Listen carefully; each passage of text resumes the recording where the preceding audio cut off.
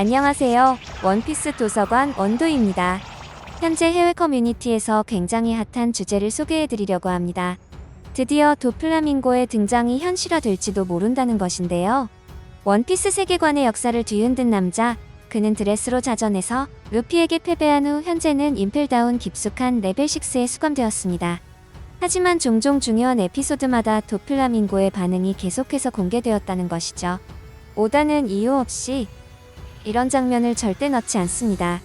이번 영상에서는 도플라밍고가 다시 원피스 본편에 등장할 수밖에 없는 결정적인 이유들에 대해 분석해보겠습니다. 우선 도플라밍고는 단순한 과거의 보스 캐릭터가 아닙니다.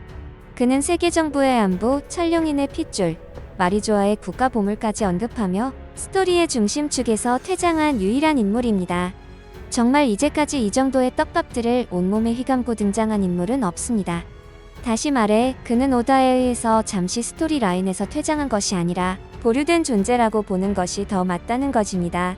이 부분은 여러분들도 상당히 공감하실 겁니다. 그의 재등장을 암시하는 가장 강력한 설정은 원피스 최종장으로 진행되면서 모두의 관심을 받고 있는 마리조아의 국가보물입니다. 도플라밍고는 이것을 마리조아의 국보라고 표현했죠. 도플라밍고는 드레스로자 전투에서 이렇게 말했죠. 마리조아의 국보는 존재 자체가 세계를 전복시킬 수 있다. 이렇게 말했다는 것이고, 이 대사는 상대를 겁주기 위한 단순한 협박이 아니라 도플라밍고가 세계 정부조차 건드릴 수 없었던 존재였음을 보여주는 강력한 암시입니다. 그는 이 국보를 미끼로 천룡인의 자리를 위협했고, 그것이 가능했던 이유는 자신이 전 천룡인이며 동시에 그 진실을 알고 있는 몇 안 되는 인물이기 때문입니다. 여기까지의 전개만 보더라도 도플라밍고가 다른 해적들과 다르다는 느낌을 줄 겁니다. 그렇다면 그는 정말로 임펠다운에서 벗어날 수 있을까요? 우리는 이미 임펠다운의 보안이 절대적이지 않다는 것을 알고 있습니다. 루피는 에이스를 구출하기 위해 침입했고, 검은 수염은 역사상 유일하게 레벨 6 수감자들을 해방시켜 자신의 해적단으로 흡수했습니다. 가장 유명한 인물이 비이시류, 조로와 최종장에서 싸울 것으로 예상되는 인물이죠. 심지어 당시 루피와 검은 수염은 지금보다 훨씬 약했고 지금은 더욱 강해졌다는 것입니다. 임펠다운의 전력은 변함없다는 것이죠. 이런 점에서 보면 도플라밍고는 탈옥의 기회를 잡을 수 있는 위치에 있으며 그의 특성상 이 기회를 결코 놓치지 않을 것입니다. 그리고 최근 공개된 스토리에서 이 가능성을 더욱 키운 떡밥이 존재합니다. 바로 임펠다운의 레벨 6의 인물들이 다시 한번 세상을 혼돈에 몰아넣을 조짐이 보이고 있다는 것이죠. 그 중심에는 시류와 데본이 있을 것입니다. 과거의 드레스로자에서 왕의 자리에 오르려는 자들의 대청소가 언급된 것처럼 현재 세계 정세도 다시 한번 그러한 전쟁 상태로 흘러가고 있죠. 게다가 도플라밍고는 최근 다시 언급되었죠. 에그헤드 편에서 등장한 에스플라밍고, 도플라밍고의 세라핀 버전이 등장할 가능성이 팬들 사이에서 제기되었고, 이는 베가펑크가 그의 유전자를 보유하고 있다는 것을 시사합니다. 이는 그가 단순히 과거 인물로 끝나지 않음을 보여주는 신호라고 보이고, 도플라밍고의 재등장은 스토리 전개상 반드시 필요하며, 현재 원피스는 공백의 100년, 세계정부 최상층부의 진실, 그리고 D의 의지라는 3대 미스터리를 향해 달려가고 있습니다. 이 가운데 도플라밍고는 세계정부의 진실을 알고 있는 몇 안 되는 존재입니다. 특히 그는 로신한테를 통해 D의 의지가 무엇인지에 접근했고, 천룡인의 배신자라는 독특한 입장을 통해 오히려 세계정부의 내부를 가장 정확히 꿰뚫고 있는 인물입니다. 종합하면 최종장의 마지막 키워드에 도플라밍고가 전부 포함된다는 것입니다. 그리고 도플라밍고가 다시 등장했을 때 파워인 플레이에 있어서 큰 타격이 없다는 것 역시 굉장히 중요하다는 것을 알아야 하는데요. 도플라밍고가 당시 왜 수많은 팬들이 좋아했는지, 그가 한때 칠무회를 넘어 사왕급이 아니냐는 이야기를 들었던 이유가 있다는 것이죠. 그가 보유한 실의 능력은 단순한 전투용을 넘어서는 능력인데요. 그는 세계 각지의 인물들을 실선으로 연결하며 스파이 네트워크를 형성했고, CP0와도 직접적인 거래를 해왔습니다. 그는 지금 이 순간에도 자신의 능력을 이용하여 정보의 중심에 있는 인물일 가능성까지도 돌고 있다는 것입니다. 도플라밍고의 세장의 위력은 이미 사왕급이라는 평가가 많고, 심지어 해군대장 후지토라의 능력으로도 세장을 공략하지 못했습니다. 심지어 현재 해외 쪽 독자들은 카이도의 공격마저도 도플라밍고의 세장의 내구성을 뚫지 못할 것이라고 말하고 있습니다. 그리고 상황에 근접하고 있다는 조로 역시 도플라밍고의 세장의 내구성을 뚫지 못했습니다. 오다는 확실하게 말하고 있다는 것이죠.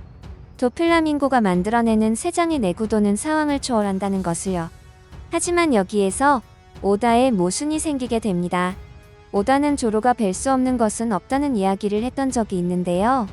도플라밍고의 세장은 배지 못했습니다.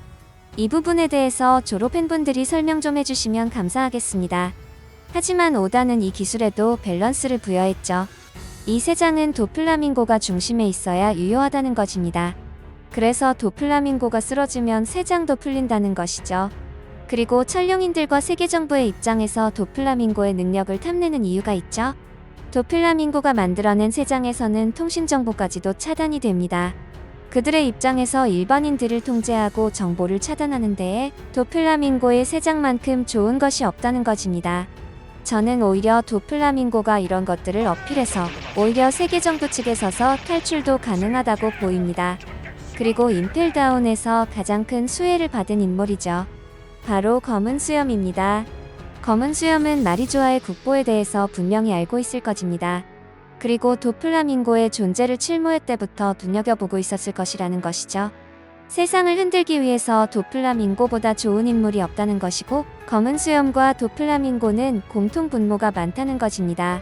세계정부에 대한 원한과 천룡인과의 접점, 그리고 루피에 대한 복수까지, 게다가 검은 수염에게 임펠다운은 이제 더 이상 목숨을 걸고 도전해야 하는 곳이 아닙니다. 검은 수염은 당시 마젤란에게 패배 위기까지 몰렸으나 지금은 다르다는 것이죠. 쉽게 말해 검은 수염 입장에서 임펠다운은 꿀단지라는 것입니다. 그때의 검은 수염과 지금의 검은 수염은 완전 다른 개념의 강함을 가지고 있다는 것입니다. 좀 과장하면 흔들흔들 열매의 능력으로 임펠다운 안으로 들어가지 않고도 부셔버릴 수 있다는 것이죠. 그리고 당시 마젤란에게 고전했지만 지금의 검은 수염과 마젤란이 싸우게 되면 마젤란은 상대가 안 된다는 것입니다. 그리고 검은 수염 해적단에게는 과거 해군의 모든 것을 알고 있었던 해군 대장 출신 쿠잔까지 존재하기 때문에 그들에게는 임펠다운이 공략이 어려운 곳이 아니라는 것이죠. 그리고 오다의 클리셰에 대해서 알아야 한다는 것입니다. 도플라밍고는 아직 죽지 않은 인물입니다. 원피스 세계에서는 죽지 않은 인물은 언제든 다시 등장할 수 있습니다. 크로커다일이 그랬고 아오키즈가 그랬으며 쿠마 역시 그렇게 돌아왔습니다. 그 중에서도 도플라밍고는 그 어떤 인물보다도 세계의 진실에 가까이 있었던 자입니다.